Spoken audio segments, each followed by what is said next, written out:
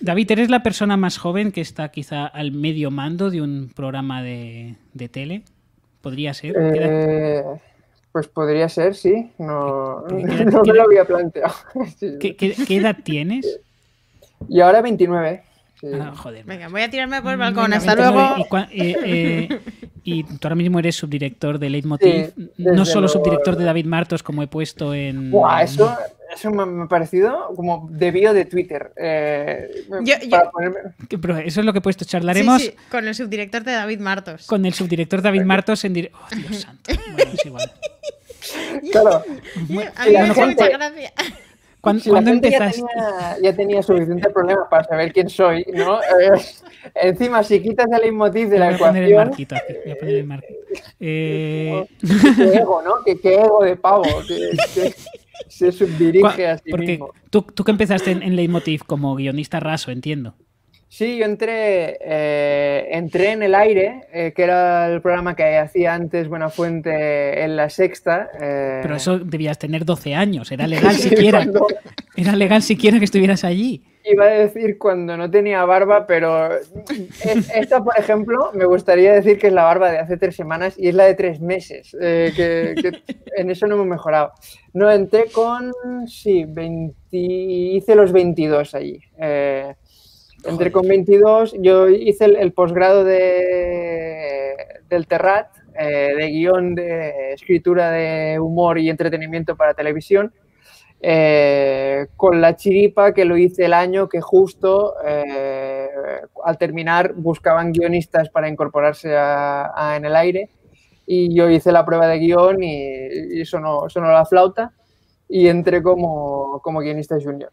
Y entonces allí tuve de coordinador de guión a Ramón Pardina, el profesor de La Llama, que, hostia, mola mucho irte encontrando como profesionales que te van enseñando y que son tan guays. Y luego ya ahí hice el paso a Leitmotiv, que estuve el primer año de guionista junior, luego el segundo año de Leitmotiv, guionista normal, raso.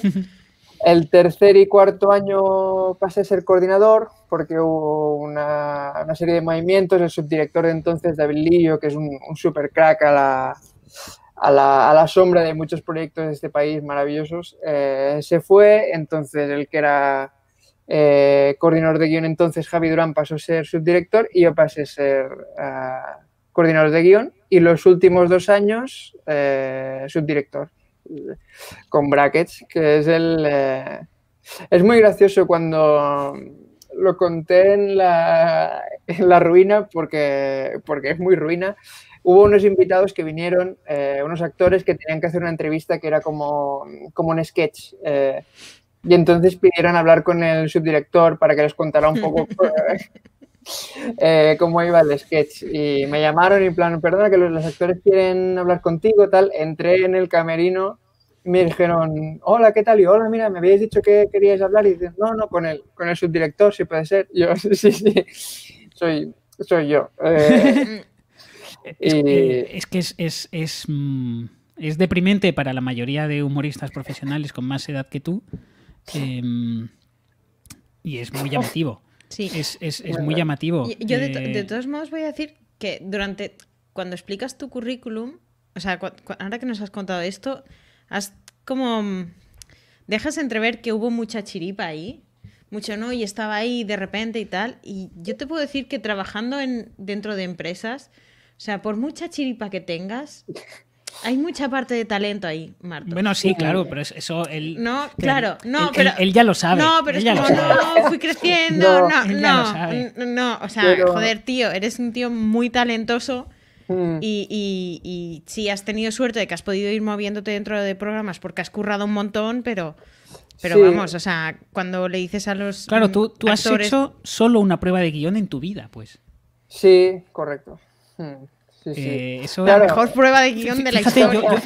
Hoy me ha pasado una cosa curiosa con las pruebas de guión. Yo solo he hecho una prueba de guión en mi vida para entrar a trabajar al Divendres del Terrat, que es un magazine de tarde, y no me cogieron, aunque hice muy buena prueba, pero no era no buscaban humoristas, buscaban redactores. Yo envié una prueba muy divertida que no les encajó porque era divertida. Sí, de hecho ese programa poco a poco fue eliminando la comedia dentro del programa. Es un magazine más estándar, digamos. Sí, empezó incluso con una sección de Berto que hacía como de crítico de críticos, con reportajes más de calle.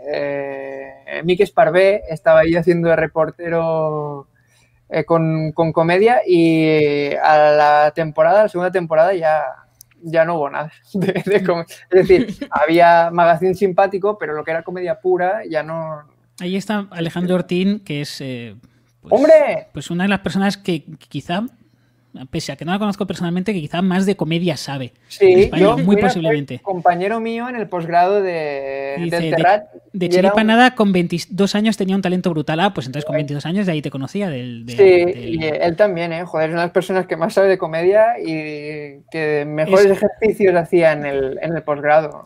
Es posible que la gente allegada a La Llama les suene el nombre. Básicamente les suena el nombre porque es el mejor cliente de La Llama.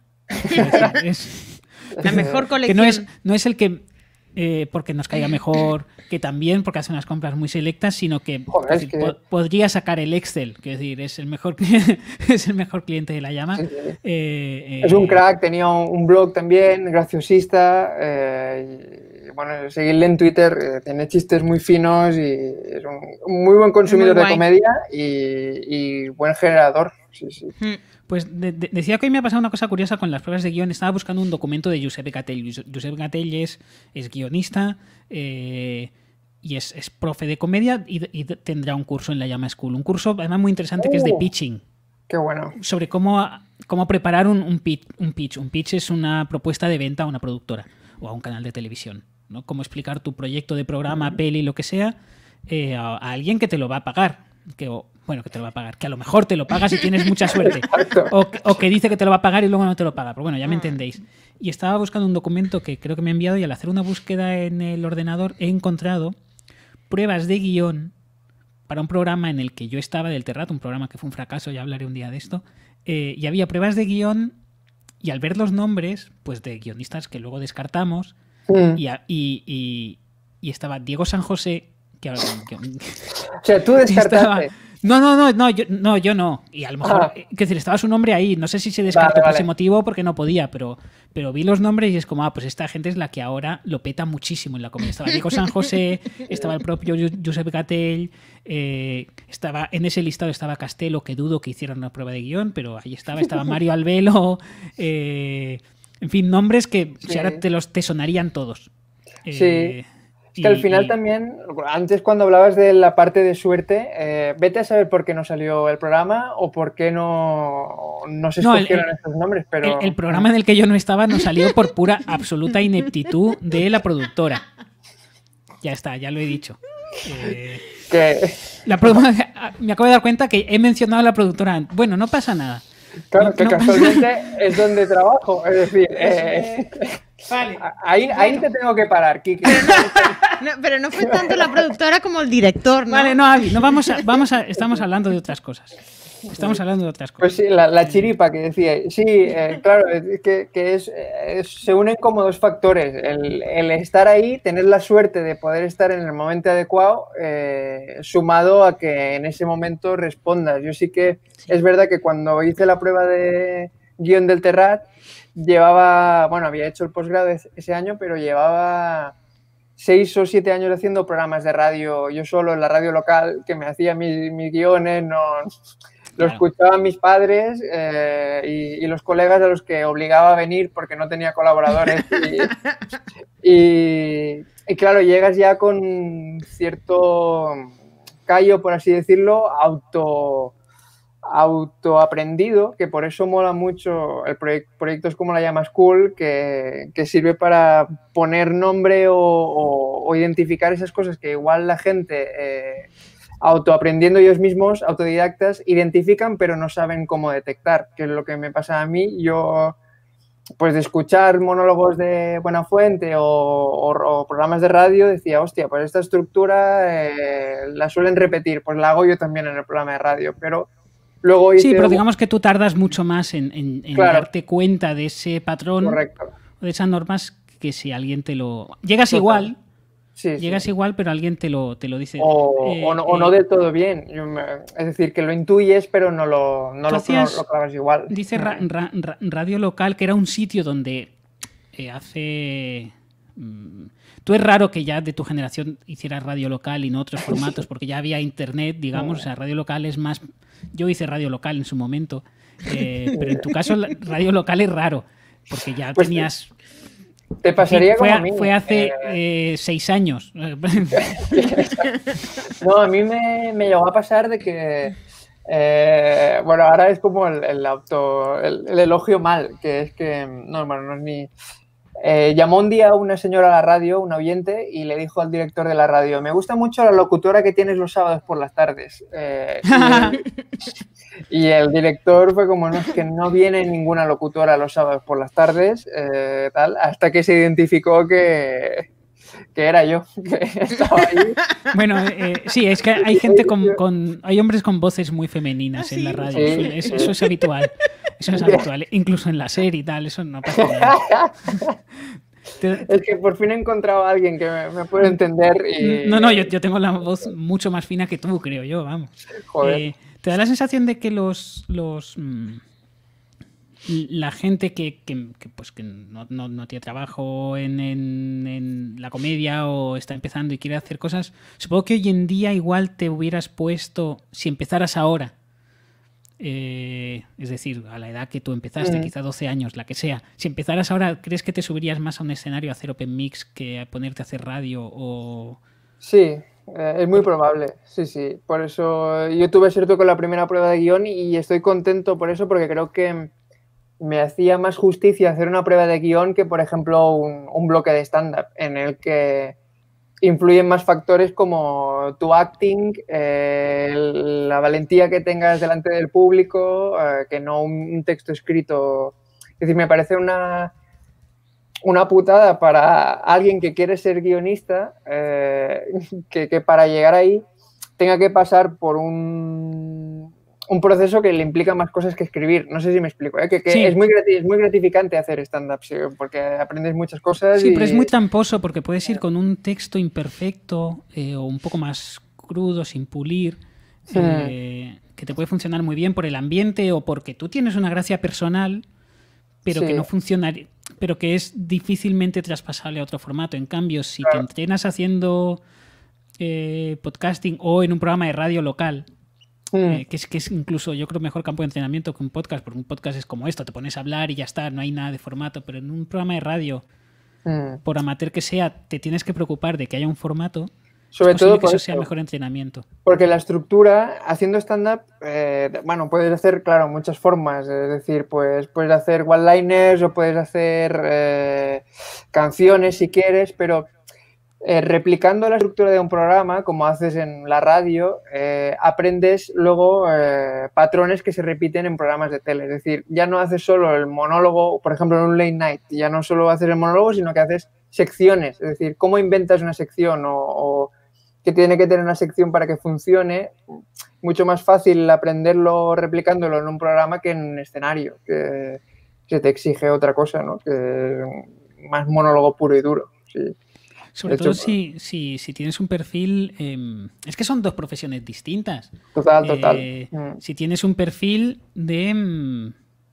que sí es verdad que muchas veces coincide y es verdad que muchas veces los guionistas tienen un gracejo natural o lo que sea, pero si tienes un perfil de estar detrás de las cámaras, como de hecho es al menos a nivel profesional es el tuyo, que básicamente escribes para otros. Y son dos talentos que no tienen por qué coincidir. Sí. Yo tuve la suerte de probar no tanto stand-up, sino el hacer monólogo con las Charlas Talks, que era el proyecto que hacíamos con Tomás, Alex Martínez, Dimo, Ignasi. Maravilloso.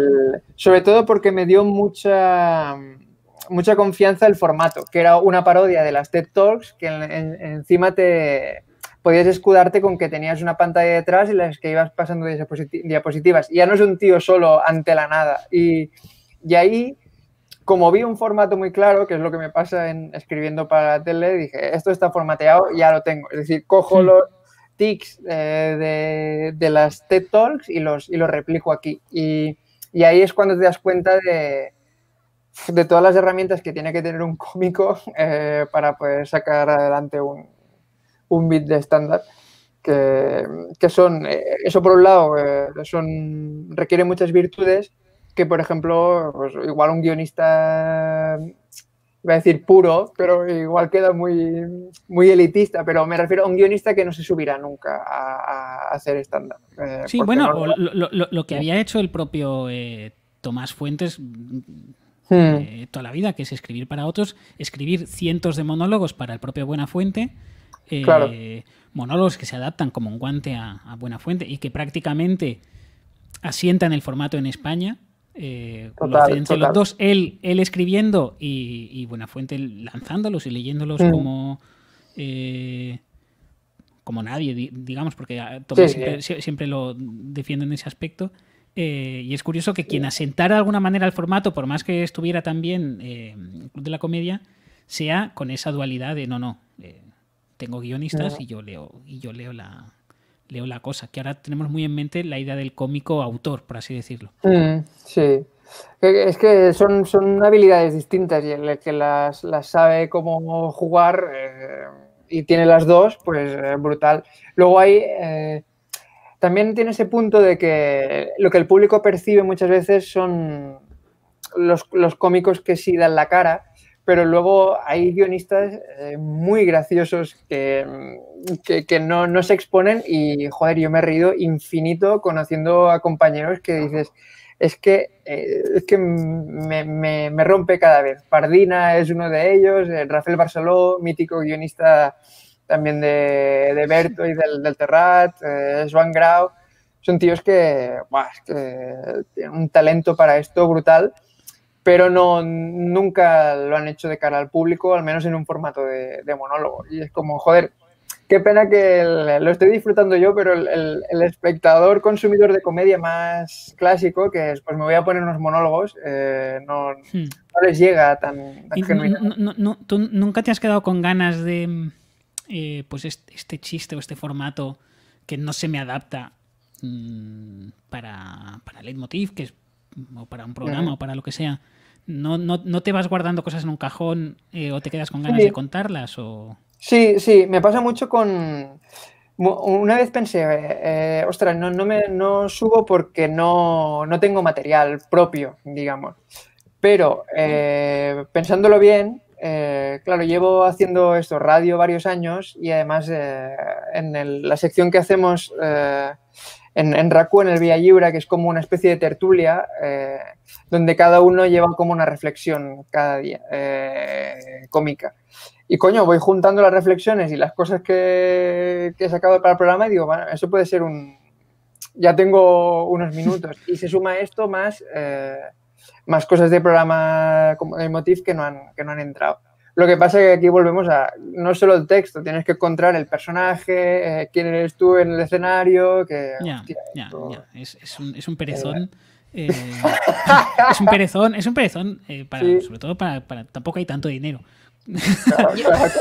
Vale la pena. No, yo sí con vale, con tu charla talk creo que ahí ya has rozado el cielo. Entonces, o sea, yo creo que es la charla TED que más me ha influido en mi vida. O sea, tu charla talk sin digamos, fuera de la pátina de ironía. No, o sea, el concepto, o sea, yo salí de ahí diciendo, joder, Martos tiene razón. David que lo está diciendo desde el LOL, pero un hallazgo, digamos, él hablaba de bueno, hay gente muy talentosa y luego hay hombres palanca. Que son gente que ayuda a esa gente talentosa. Y Abby de alguna manera se vio reflejada. Yo soy señora palanca, total. Entonces ahora soy más feliz. ¿Sabes? Claro, es como... claro. Porque en realidad es un bien a la sociedad. Es decir, yo qué sé, hay a Munique, un jugador malísimo de fútbol del Barça. ¿Quién te dice que si Messi cuando lo vio no pensó, joder, si este tío puede, yo también? Y a Munique ayudó a crear a Messi igual. Y este tío no se le ha reconocido. Y es una gente palanca que ayuda a subir a los otros. estoy mucho más tranquila desde que conozco que hay gente palanca, me reconozco como uno de ellos y ya es como, ya no necesito la excelencia porque es como, no, soy una persona palanca, estoy ayudando a otra gente. Es verdad que no hay nada que ayude más iba a decir un trabajo creativo, pero prácticamente en cualquier contexto, que ver que tú no eres el peor de la sala. Correcto, o sea, correcto. Como, voy más tranquilo, no soy el último. Sí. Y eso te ayuda y hace que trabajes mejor. Esta es otra charla. Fíjate en el peor para motivarte. Y, no, totalmente. David, en tu caso hay un problema en tu carrera. Hay un problema en tu carrera, es que tú creciste... Uno solo. Hay uno solo. No, desde luego, teniendo en cuenta tal y como te ha ido, hay uno. El único.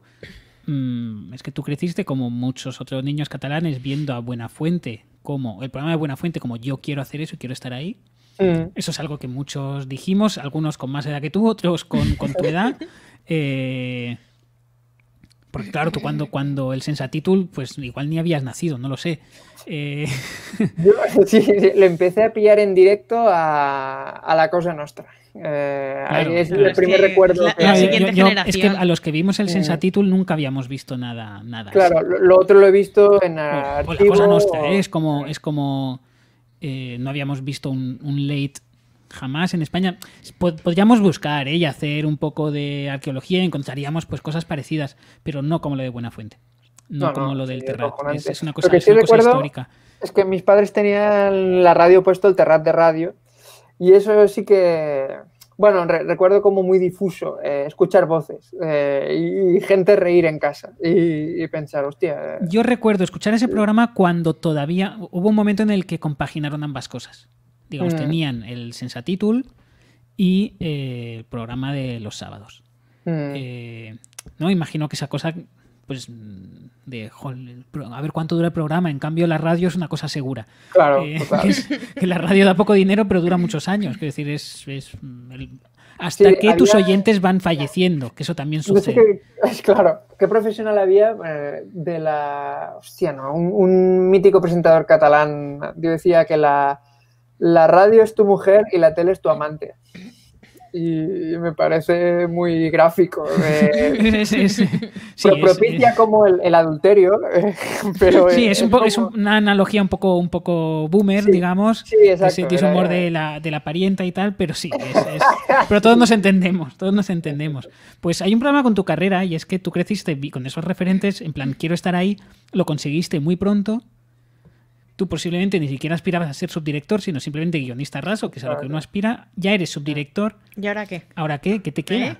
¿Ahora qué? Pues ahora tengo dos problemas, porque no me había planteado que tenía ese problema. Y ahora sí. No. Lo que he ido pensando muchas veces es que me vienen cosas que no esperaba. Y eso es guay. Es decir, que... Por ejemplo, yo qué sé, sí, nunca esperé ser coordinador de guión o subdirector, como tampoco de repente los primeros años de Leitmotiv salía en pantalla haciendo, a veces salía y le hacía la rima del abogado Andreu y eso fue creciendo, era como el guión. Cuando, ¿quién ha escrito esto? No sé qué, y salía el guionista y era yo, que era un pelele, y a veces salí disfrazado de payaso, salí... Sí, todos lo recordamos, Exacto. Incluso un día sí, hacer un sketch entero disfrazado como de hombre codificado, pero nunca me había planteado hacer esto. Es decir, que de repente me encontré ahí y digo, joder... sin quererlo ni beberlo, estoy ahí sentado haciendo esto. Y como no lo esperaba, no tenía expectativa de eso. Es decir, que lo que venga después... ya vendrá, ¿no? Claro, sí, yo te lo he planteado un poco como es la pregunta la pregunta... Es verdad que procede cuando uno ve tu trayectoria, pero... Un poco te lo he preguntado con mala leche, como pregunta trampa un poco, porque es como, ¿cómo que después qué? Quiero decir, es una lógica muy capitalista pensar que, bueno, es que, pues esto, lo que dure. Quiero decir, claro. es una lógica muy, muy anticuada pensar, bueno, no hay por qué seguir ni subiendo ni nada. O sea, que decir, ya veremos. Sí, yo qué sé, es que hay... Lo bueno de la comedia es que tiene muchas cosas. Desde esto mismo de, pues nunca he hecho stand-up normal. Pues igual me animo o no, o me abro un canal de Twitch, que creo que hoy es el primer día que me Twitch. ¿Estamos en Twitch ahora? Estamos emitiendo en Twitch. Hay 6 personas viéndonos por Twitch. Ibai, vamos a por ti. De hecho, incluso algunos lanzan preguntas y preguntan si eres tú el muchacho que no para de interrumpir, nadie sabe nada con sus llamadas a Andreu. Sí, tío, sí. ¿Sí eres? Es correcto, sí. Porque es que, claro, yo llamo a Andreu por las mañanas para contarle lo que en la reunión de guión hemos pensado como temas de monólogo y posibles enfoques, y para que él dé su último ok y termine de añadir ideas o alguna recomendación de por dónde le gustaría llevarlo. Y lo llamo sobre las 12 de la mañana o así. ¿Qué pasa? Que cuando Berto viene a grabar los miércoles, al día siguiente por la mañana graban Nadie Sabe Nada. Y yo tengo la rutina de, pues a las 12 llamo a Andreu. Y me ha pasado un par de veces que le he llamado durante el programa y el cabrón lo coge, que dices, bueno, vale, yo interrumpo, pero interrumpir es cosa de dos también. También coges la llamada. Sí, y ese... El pelele que interrumpe Nadie Sabe Nada soy yo. Así es como me gustaría que se me conociera, como subdirector de David Martos y el pelele. Nadie Sabe Nada. Exacto. Bueno, te está haciendo una entrevista una chica palanca, o sea que está bien. Claro. Bueno, sí. ahora... Yo entiendo que es muy... Ahora que preguntabas esto, que son cosas que yo nunca había pensado, creo que todo el mundo debería tener... a todo el mundo le deberían entrevistar para saber qué piensa de las cosas. Es decir, todo el mundo debería poder ir al hormiguero. A divertirse, ¿no? Sí, todo el mundo tiene derecho a divertirse. Sí, no, porque si quieres preguntas, si quieres una entrevista donde te hagan replantearte pues, cosas importantes, es en el hormiguero.